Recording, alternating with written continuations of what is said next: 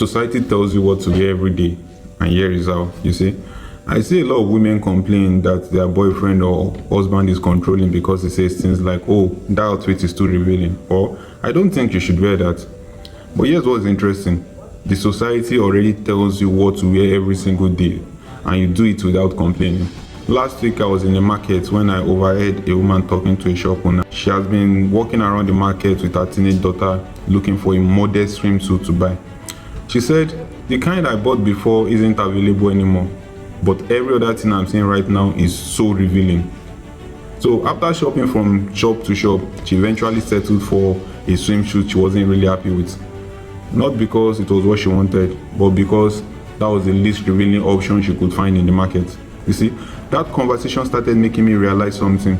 In sociology, there's something they called constrained choice. It describes a situation where you believe you are making a free choice, but the range of options has already been narrowed for you. So, in other words, you think you are choosing for yourself, but in reality, the available choices have already been chosen for you.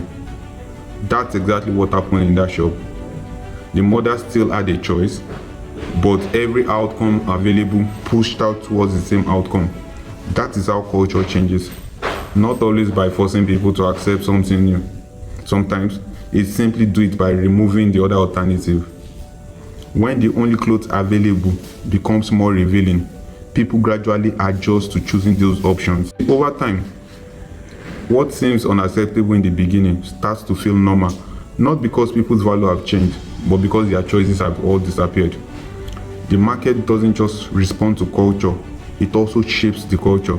That's why I believe Christians should not only complain about the direction the society is heading, we should also build clothing brands, build businesses, build alternatives that reflect our Christian values.